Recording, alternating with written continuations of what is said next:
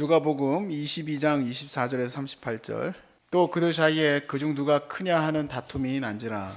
예수께서 이르시되 이방인의 임금들은 그들을 주관하며 그 집권자들은 은인이라 칭함을 받으나 너희는 그렇지 않을지니 너희 중에 큰 자는 젊은 자와 같고 다스리는 자는 섬기는 자와 같을지니라. 앉아서 먹는 자가 크냐 섬기는 자가 크냐 앉아서 먹는 자가 아니냐 그러나 나는 섬기는 자로 너희 중에 있노라. 너희는 나의 모든 시험 중에 항상 나와 함께 한 자들인즉 내 아버지께서 나라를 내게 맡기신 것 같이 나도 너희에게 맡겨 너희로 내 나라에 있어 내 상에서 먹고 마시며 또는 보좌에 앉아 이스라엘 12지파를 다스리게 하려 하노라.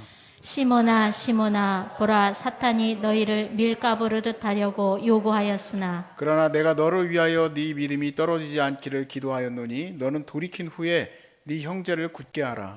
그가 말하되 주여 내가 주와 함께 오게도 죽는 데에도 가기를 각오하였나이다. 이르시되 베드로야 내가 너에게 말하노니 오늘 닭 울기 전에 내가 3번 나를 모른다고 부인하리라 하시니라. 그들에게 이르시되 내가 너희를 전대와 배낭도 신발도 없이 보내었을 때 부족한 것이 있더냐 이르되 없었나이다. 이르시되 이제는 전대 있는 자는 가질 것이요 배낭도 그리하고 검없는 자는 겉옷을 팔아 살지어다. 내가 너희에게 말하노니 기록된 바 그는 불법자의 동류로 역임을 받았다 한 말이 내게 이루어져야 하리니 내게 관한 일이 이루어져 감이니라. 다 함께 그들이 여짜오되 주여 보소서 여기 검 둘이 있나이다. 여짜오 대답하시되 족하다 하시니라. 아멘. 자, 오늘도 이 사역을 감당하기 위해서 아침을 시작을 하고 또 애들도 데려다 주고 또 제가 또 봐야 할 일도 보고 또 아침에 여러 가지 해결할 일들을 하고 그리고 이제 말씀 정리하고 내려왔어요. 그래, 그렇게 그냥 반복하면 좋겠지만 그것이 그냥 일상적인 그냥 나의 행동의 패턴이라면 할만할 것 같아요. 그런데 그 영적 부담이 장난이 아닙니다. 이번 주 주일날 센터를 갔다가 오늘 이 말씀을 준비하면서 그런 생각을 했어요. 여러분 표정은 암 환자인데 어둡지가 않아요. 그런데 우리 소중한 사람들 서울역에 갔다가 우리 노숙인들이 아니고요. 거기 일반 성도들이 또 많이 계세요. 뭐 모르는 분도 요즘에 있던데 그분들 얼굴이 어두워.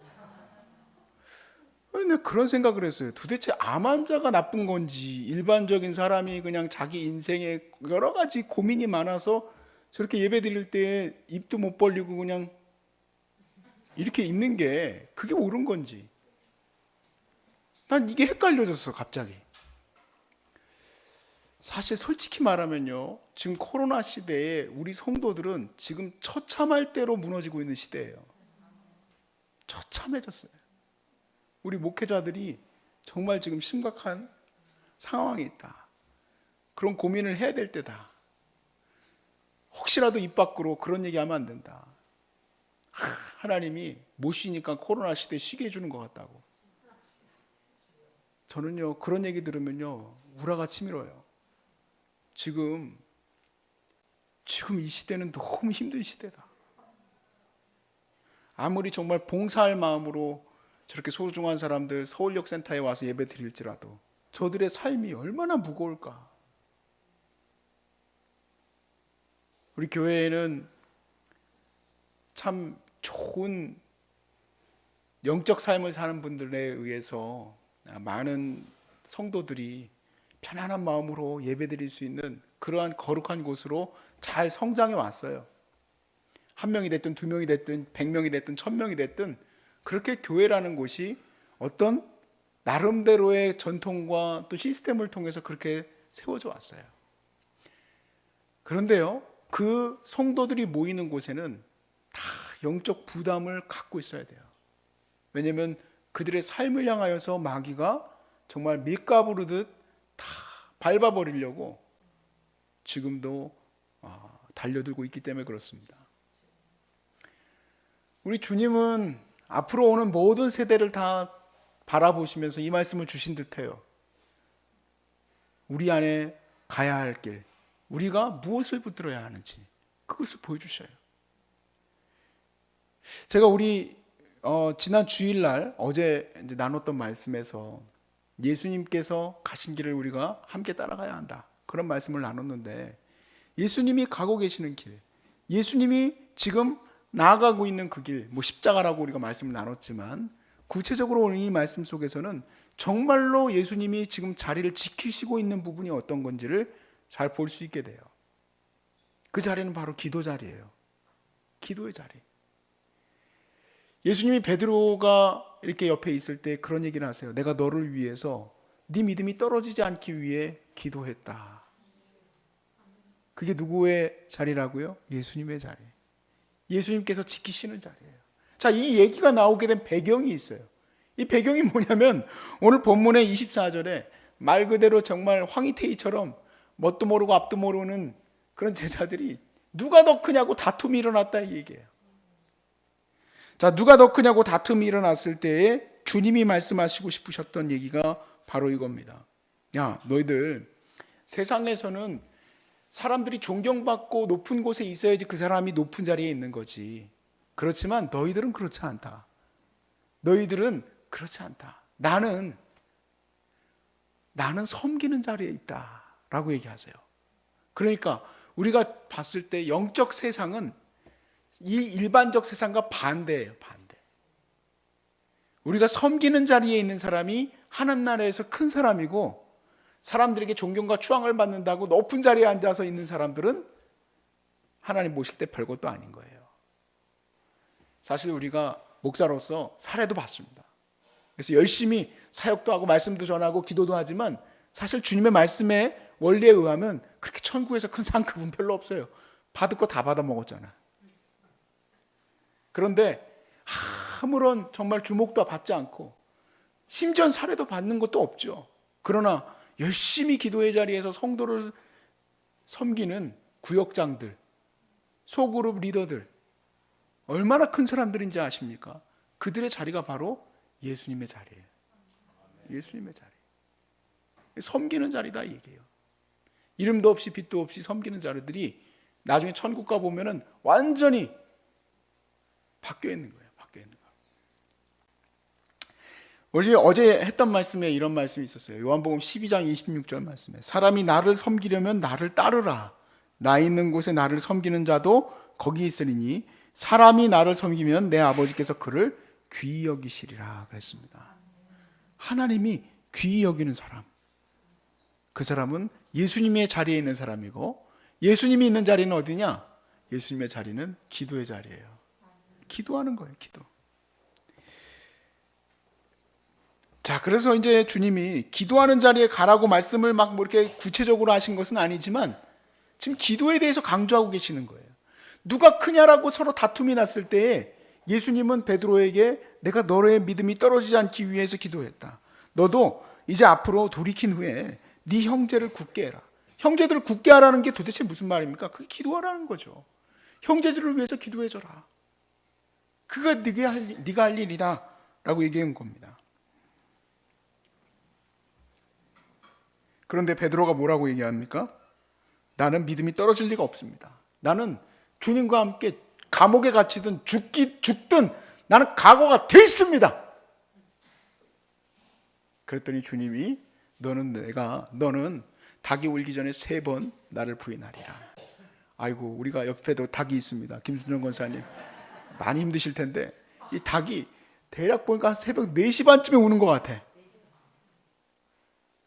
틀리지도 않아 이것들은. 그러니까 절대로 이 닭이 늦게 울지는 않아요. 이 감히 따과 그 닭 소리는 어떻게 그렇게 짜증날까? 정확하게 알려줘. 그러면 3번 벌써 부인한 거야. 주님이 야, 너 별것도 아니야. 나는 주님과 함께 죽음을 각오했습니다. 내가 네 믿음 떨어지지 않도록 기도했다 라고 얘기하시는 거예요. 저는 그런 생각이 들어요. 우리 이 소중한 사람들의 이 사역을 감당하면서 정말 어쩔 때는 이 밀려오는 이 압박감이 어마어마합니다. 그 압박감 속에 제가 할 수 있는 일은 기도밖에 없어요.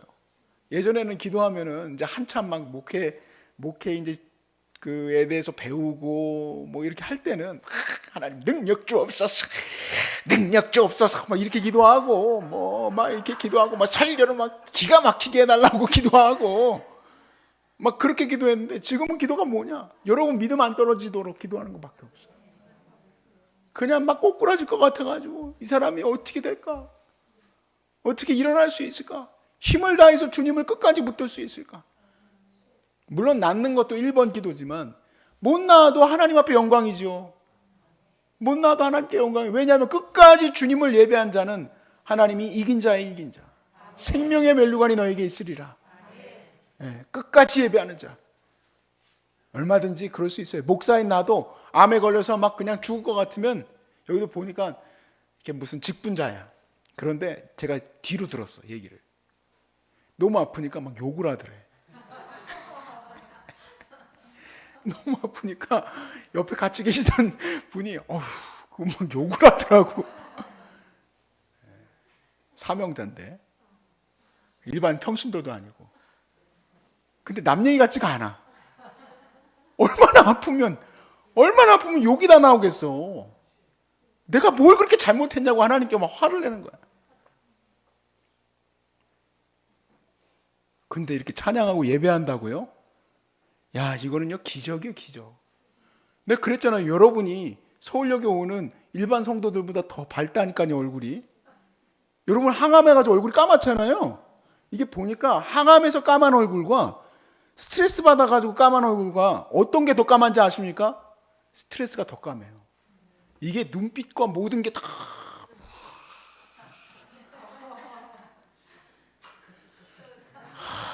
한마디만 해봐 나한테. 그렇게 돼 있다니까. 내가 인사하려고 이렇게 인사하잖아요. 인사도 못하겠어. 무서워가지고 눈빛을 못 보겠어. 온갖 세상의 스트레스 때문에. 여기가 천국이야.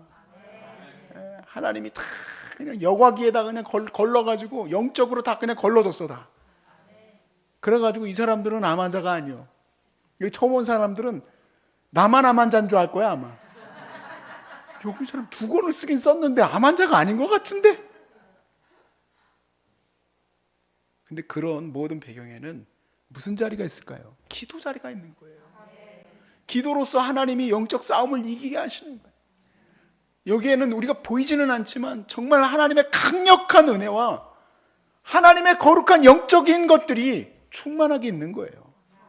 왜냐하면 기도가 충만하기 때문에. 그렇지 않으면 이겨낼 수가 없는 거지.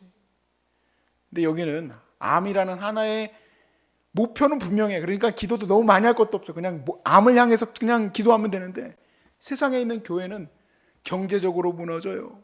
임대 내놔야 돼요. 땅도 안 팔려요. 집도 안 나가요. 자식들은 막 이혼해요. 어려움을 당했어요. 별별 문제들이 수없이 난제하는데 그거 가만히 내버려둬요? 그 있을 수 있는 얘기입니까? 지금 이 코로나 시대에 얼마나 영적으로 지금 무너져 가고 있는데 살 길이 안 보이는데. 그러니까 어떻게든 이 붙들어 매고 막 기도하게 해야 돼. 멱살 잡고라도 기도해야 돼. 안 그러면 살 수가 없어요. 그러므로 지금 이 시대에 필요한 게 뭘까요? 이 시대에 다시 필요한 건 또 기도 자리예요. 너무 원론적인 얘기 같지만 그렇구나. 내게 왜 이 사역을 맡기시고 나는 무엇을 해야 될까? 주님은 무엇을 원하실까? 복잡하지 않구나. 간단하다. 기도다, 기도. 기도로 섬겨야 한다. 섬기는 자리가 보이지는 않죠. 그러나 그들을 세워나가는 가장 낮은 자리. 어떻게 보면 이 모든 시스템에서 가장 낮은 자리는 기도의 자리일 수도 있어. 제일 힘든 자리야. 무릎 꿇고 기도해야 돼. 남들 다 자는 시간에 기도해야 될 수도 있어. 남들 다 자는 시간에 깨어서 기도해야 돼. 저들을 놓고 눈물 흘리면서 하나님 살려주십시오. 도와주십시오. 하면서 엉엉 울면서 기도해야 될 수도 있어. 악한 마귀가 이기지 못하게 해달라고 기도해야 될 수도 있어. 그리고 또 쳇바퀴 돌듯이 하루가 시작되는데 그 모든 자리에 최고의 자리는 사실은 기도의 자리예요. 그 자리를 우리 함께 지킵시다. 우리 소중한 사람들은 제일 어려운 자리로 항상 가야 되는데 그 자리가 기도의 자리예요. 그 자리에서 열심히 기도하면서 우리 주님이 지키신 그 자리, 우리도 붙들고 나아가 이 어려운 시대를 반드시 이겨낼 수 있게 여러분이 중보해 줄 수 있기를 주의 이름으로 축복합니다.